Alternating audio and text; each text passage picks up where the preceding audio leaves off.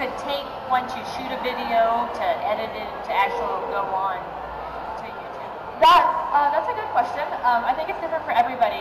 For me personally, I've been doing it for so long that I've sort of honed my craft. You know, writing the video is usually the longest part for me because I want to get it perfect, and I'm kind of a writer before even a YouTuber, so that's important to me. But I can film a video in like 10 minutes because I've gotten really, really good at quick memorizing and like spitting it back. And editing takes like half an hour to an hour. But I have friends and roommates who just started making videos recently, and it takes them about 3 times the amount of time to do it. But I'm the weird one, not them. I'm just really fast. So it's, you know, usually, I mean, you can make a video in a day. It won't take the whole day, but, you know, it's depending on if you're writing it and how quickly you can edit and how good you are at memorizing, or if you're just doing it candid. Usually, like, an afternoon is about the amount of time it would take for someone who's sort of new to it. It's cool. It's crazy how you can get better at editing and move faster, and then, you know, like you're using the first time I edited a video, I used Windows Movie Maker. Me too. And then I upgraded to another program that was made by Corel, Video Studio Pro, and it was like manageable.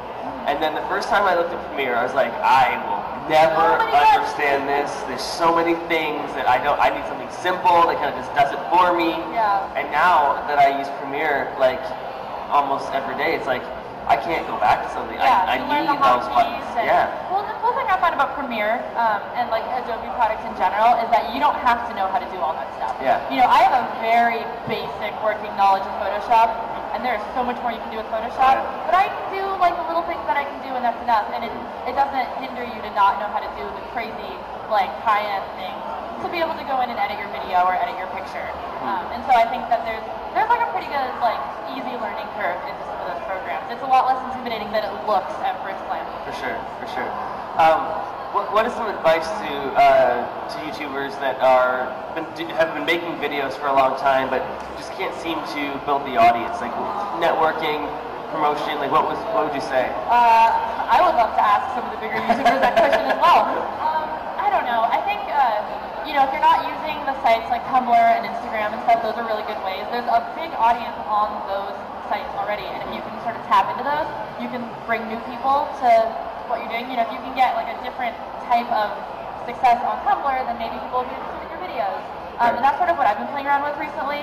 And I hate to say this, but you know, there's some formulas on YouTube. There are types of videos that do better than other videos.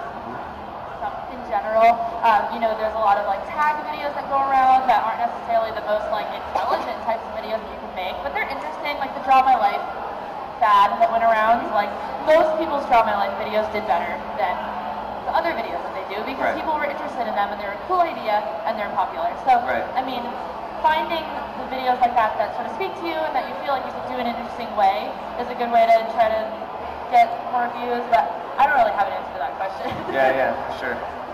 What's one of your favorite videos you've ever done? I mean, actually, speaking of the Draw My Life video, I put a lot of work into that video. Yeah. People seem to really like it, and it like came at a good time in my life for it and everything, so I was really proud of that. Okay. But as far as like fun videos, I've done a lot of really cool music videos.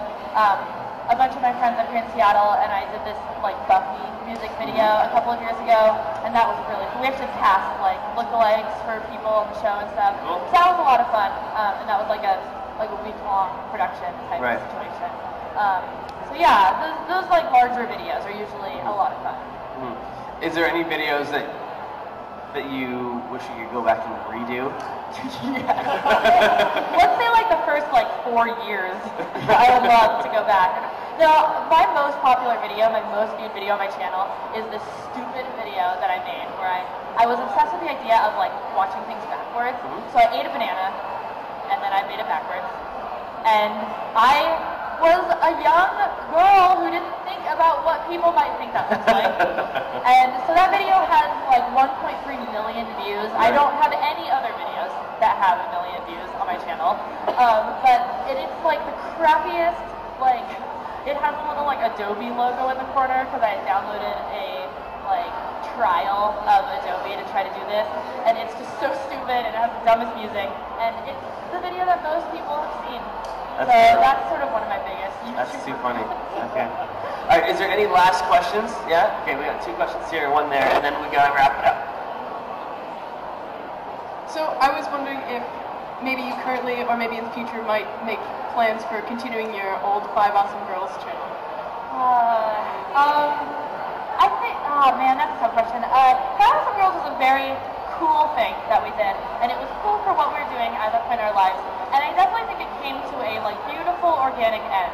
I'm not going to say that we won't ever do, the 5 of us won't ever do something or some sort of reunion thing. We're never going to do the channel the way that it was then. It just wouldn't be the same. I don't think that people actually, people think they want it. I don't think they actually want it.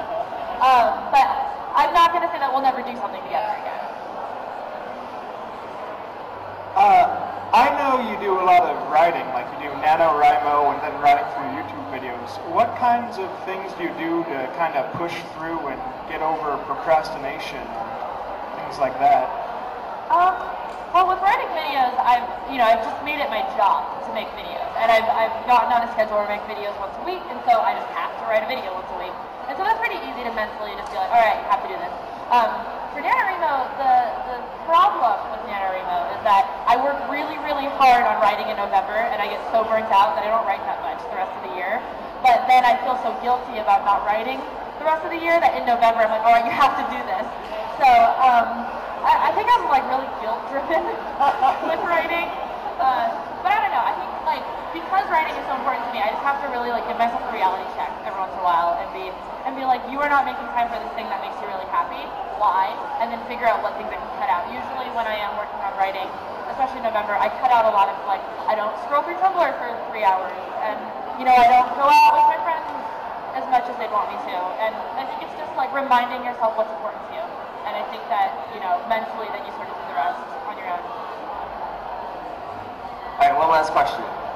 Have you warmed up to being a Hufflepuff yet? I think deep down I always kind of knew. Well, no, okay, I'm going to take that back. The thing is that we get sorted, Harry Potter people, wizards, fictional wizards get sorted when they're 11. And we are much different at 11 than we are in our 20s. And I think at 11 I probably would have been a Slytherin because kids are not nice people, really, usually. I wasn't. I don't know about you guys. But I think that being sorted on Pottermore at 24, or however old I was a much different person than I was at 11. And so I think that over time, I've just sort of, realized that I have a lot more qualities of Hufflepuff, but I think a lot of those came from growing up and getting smarter and things like that. So yeah, I've sort of come to terms with it, but I still pretending I'm a Slytherin because it's more fun. All right, thank you very much for coming down and hanging out with us. Yeah, no problem. I just want to let the live stream know where they can find you online. You can find me on YouTube. You can go to youtube.com/italktosnakes or on Twitter with Kristina Horner as the username. Cool. All right, great. Thank you very much.